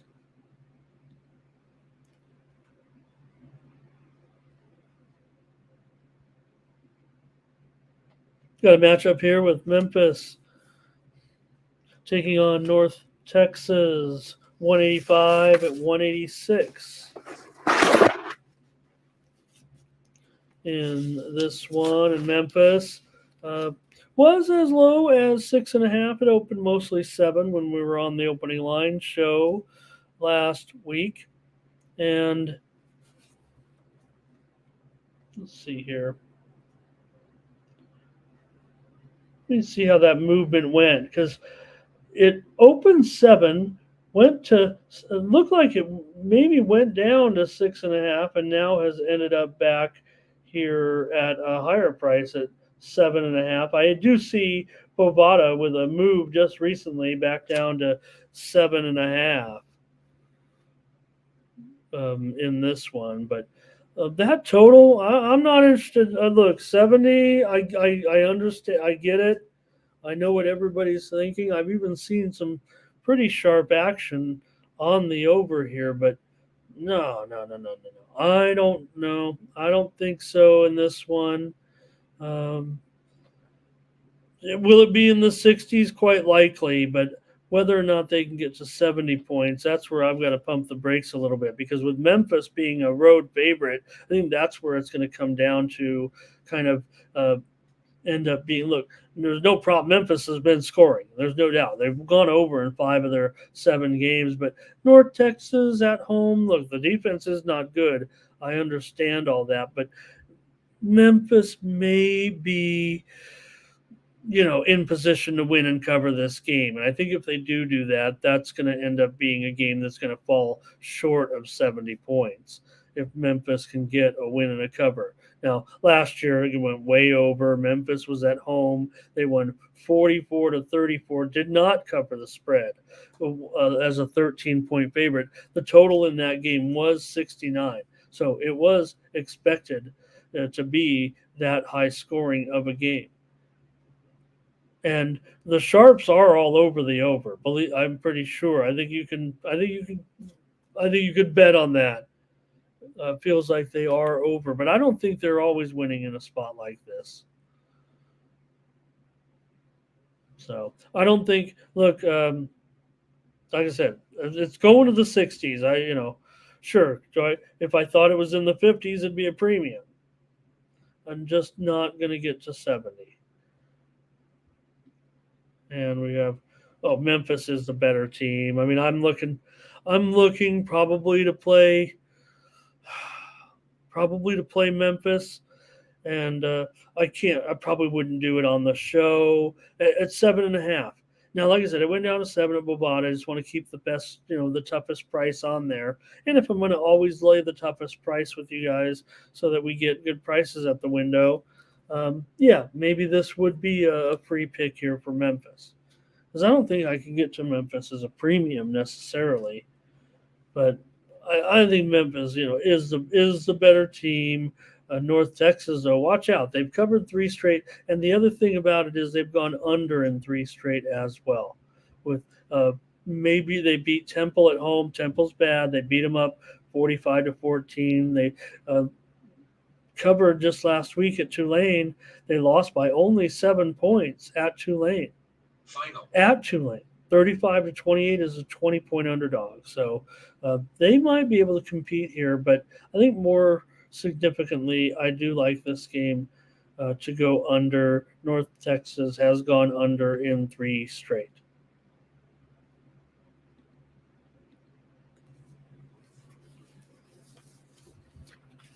Michigan State and Minnesota. You got Minnesota here favored on this one, and Minnesota here favored by 7. There it is, game number 121-122, right at the top of the board.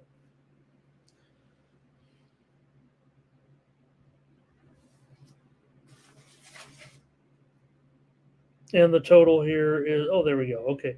And the total here is currently at 40, dropped to maybe its lowest number so far, open 41.5 here with Michigan State and Minnesota. Saw Michigan State not ready for their matchup against the binocular-laden Michigan team last week. And maybe this might be a better matchup here this week for Michigan State against Minnesota. Maybe they may be more apt to compete here in this one. I don't think that, Minnesota possesses the same type of defense that Michigan certainly possesses. So maybe Michigan State can have a little bit more success, it feels like, offensively here. But you know what? Maybe so can Minnesota. I don't know if we're ready for one of those drop down, drag out games here necessarily, as Thomas likes Michigan State. But I don't know if it's going to be necessarily the Big Ten low scoring game. I feel like I want to go over in this one with Michigan State. Minnesota can probably, put up some points. I mean, after all, they are favored in the game. Michigan State, this has always been a terrible matchup for Michigan State. Minnesota's covered 7 of the last 8 meetings between these two games, a series that usually the points come into play. The underdogs covered 12 of the last 15 meetings. Michigan State's not doing very well in some key categories as well when it comes to covering. They're just 2-9-1 against the spread in their last 12 games against a team with a winning record. They're also 2-6-1 against the spread their last 9 games on the road. Minnesota's not covering very well either. They've covered just 2 of their last 8 games. But for me, I'm gonna end up going over in this game at 40.5. Nothing to indicate these teams necessarily haven't been, trending over necessarily, but for me at 40.5, with Michigan's, Michigan State is going to be more comfortable here for sure, I would think, in this one. And you look at a game like where they just went in and played Rutgers, where they were a 4-point dog, remember, and that one was 27-24 when they played at Rutgers as a 4-point dog. So you tell me Minnesota is going to be a 7-point favorite. To me, I would think, maybe the spread is a little heavy. Feels like it's going to be about a touchdown game. So to me, if it is going to be a 1 touchdown game, I think Michigan State probably hangs in there, and that's going to get this one probably over the total, it feels like to me. I mean, Michigan State even went over against Iowa, at Iowa. They were getting 10 points in that one, and the total was 36.5. This one feels like, it's going to be close. I'm not going to have any premium probably in this game. The total is going to end up right there, like 42, 43 points, what I feel like. If it was a closely rated game here, I probably would lean under, actually. If it was Minnesota by 3 or 4, maybe it'd end up around 38. Now, I know those are fine lines, but I mean, that's just, to me, that's the way the tempo goes. And that's what I specialize in, are totals. So I'm going over here. People always say, you're costing your, with totals, because people, but to me, more people give out sides. I like to give out totals. Less people do it. So you can always count on me for your totals. And I'll take over in this one.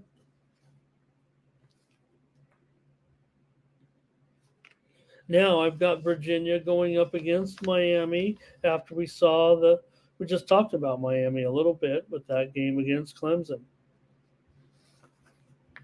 Miami here, pretty big favorite. Is it 19 and 47.5? Wow, this total's been dropping too. When we were on the opening lines report, we reported that the total had opened 52.5 and was bet down to 50, and now it's all the way down to 47.5. So 5-point move here this week on the total between Virginia and Miami. And I don't know if I necessarily agree with it. I probably agree with it at 52, but at 47.5, I can't think that that's going to work. I actually feel like now there's no value left in the under. I don't know if I want the over, because to me the sharps are all on the under. This one I know I've joked around, I say I know who the sharps are on. And I've had a few games recently where I'm like, I don't even know. To me, they're going to be on the under. And of course they are. That's why the line's been driven down so substantially here. I don't think there's any, other situations here. Let me dive into it a little bit with you guys here and just make sure that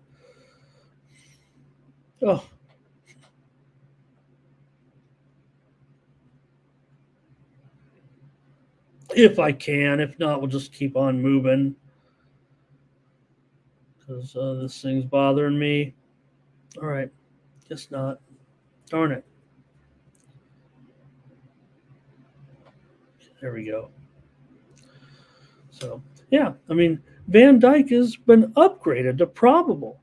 I mean, I think we knew that Van Dyke was going to be playing. I mean, you want Van Dyke in there. I mean, the leg injury that he suffered, look, he's, 1,700 yards passing this season, and maybe that's why Miami's been bet up here to 19. I mean, it's a pretty legitimate move here to Miami. I mean, I kind of want to buy into it a little bit. It feels high. It feels, pretty darn high at 19, but it opened at 15. And, I'm sure it's based on some of that information about Van Dyke, but that broke yesterday. And, we've already seen this thing get hit here once today at 17.5, but I don't think it was widely reported steam. So why the adjustment?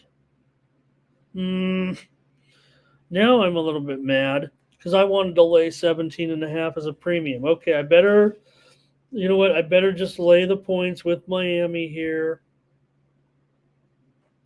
at 19. I don't feel great now about it. I was going to go premium. I thought it was 17.5 even as early as this morning, it felt like. I mean, I know I have 19 typed in on the screen there, and maybe I was just doing it by, I was typing them in pretty fast, make sure I didn't even put 2 and 2 together. I mean, I have Miami marked down here as a premium. I was going to give out the total.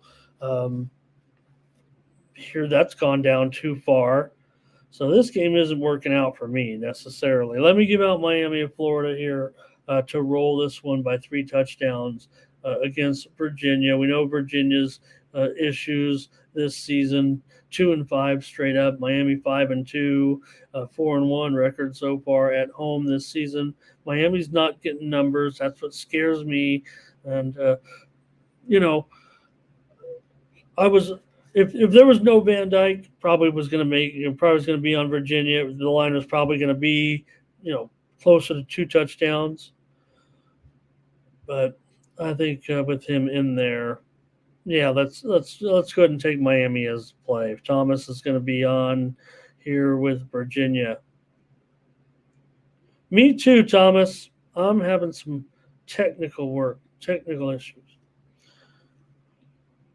But we can keep going. Duke and Louisville college football selection for Saturday, October the 28th. Duke here on the road at Louisville. And in this one, I'm showing currently that Louisville, 4-point favorite. The total down to 46.5. When we were on that circus show, that opening line show, it was 51.5. It has since gone down here to 46.5. Not really based on too much sharp movement here, it seems like, but definitely I've seen a 5-point move to the under. I'm not sure that I get it. I mean, okay, Duke, pretty good D. Yeah, I that much I get. And Louisville struggling? I don't think so. Not offensively, right? I mean, the defense is good too. Don't get me wrong. This has been a great situation for Louisville so far this season. This is a big game. 6-1 against 5-2 overall, and where the teams stand right now. Uh, Louisville, for their 6-1 record, they're still just 3-1 against the spread this season. While Duke, their 5-2 record, they're 4-3 against the spread. Now Duke, they've covered 8 of their last 11, but only 4 of their last 16 on the road. So they usually kind of struggle, in that role. Louisville has gone under in 8 of their last 12 games, but this totals I've got this game in the 50s. I have this game at least 50 points. And I was ready to go over at 51 and a half. I was probably going over, probably maybe a free play or something, maybe a recommendation. Then at that 47, I wanted to come in on the over. I know the Sharps are going to come back on the over here. I feel like this one will go back up. Well, I don't think it might not go back to 51 and a half, but look, with Plummer, 1,900-yard passer this season.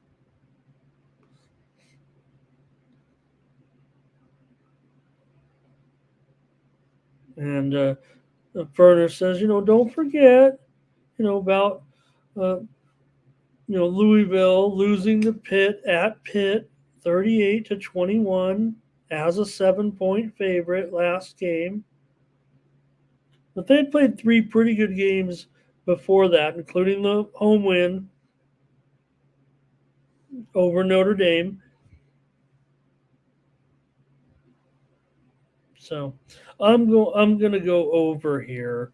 I don't see it necessarily the way I think the teams are too good.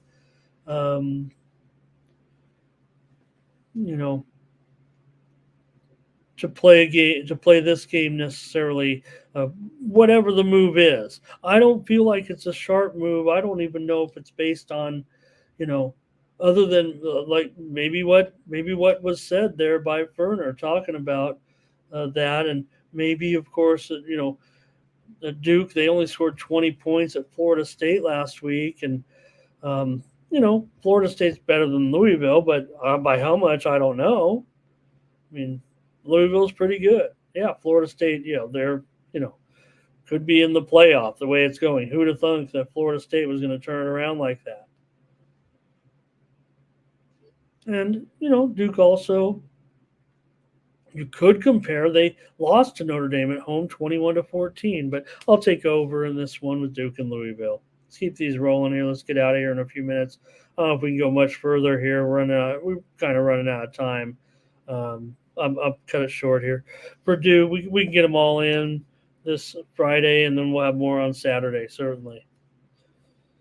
All right, Purdue and Nebraska in this one, with Purdue on the road. Nebraska, a home favorite. Just the words themselves are quite scary to want to lay points with Nebraska here. I don't, ever feel too comfortable in doing that right now. Obviously, with Purdue, it's going to be, Nebraska's 4-3. Duke and Purdue is, 2-5. So, if anything, Rule has done an okay job here, certainly at this point. Nebraska 3-4 ATS, and Purdue, meanwhile, is just 2-5 against the spread. But for me, I would think if I can grab a couple of points here, and maybe I won't do a free play necessarily. I kind of want to give Nebraska a chance to win the game, so I'd have to buy the hook if I was going to take Purdue. But at the total of 39, again, with these, I don't know, with these Big Ten matchups, the way they're kind of unfolding right now, I kind of want to give up on all those Big Ten unders to a certain extent. All the trends would point to the under in this game. I understand that. But do you think the bookmakers are just giving money away when they open totals higher in these Big Ten games? Don't they know they're going to get hit? Or are they actually say, hey, we'll just give some people, the people who want to come in early, just great prices. This game opened 43.5 when we were on the show on Sunday, was bet down to 42. Now it's all the way down here to 39. Trust the bookmaker once in a while, okay? That's what I feel like. Purdue is 12-5 to the over in their last 17 games as an underdog. So even though Nebraska, everything kind of point, they've gone under at home in 7 of their last 9. They've been going under in conference games. Purdue kind of been an under in conference games the last couple of years. And Thomas is going to take Purdue. I can't quite get there on Purdue yet. I mean, I'd need at least 4.5 points. It feels like, and we're never going to get there. Now, am I more apt to take Purdue and buy some points? Yeah, maybe then wanting to lay it with Nebraska. Yeah. If this were a pick'em, I'd be on probably Nebraska. It's kind of that same thing I mentioned as a little while ago. But, Purdue, they have a 1,600-yard passer so far in Hudson Card. And look, Nebraska offensively, they're kind of a disaster, certainly. But, they the game against Northwestern last week. Look, I get it. 26 points here at home, went way under. And I don't know.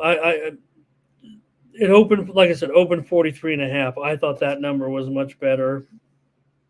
I'm going to take the over. It's just going to be a free play because, like I said, trends would indicate that's me scared.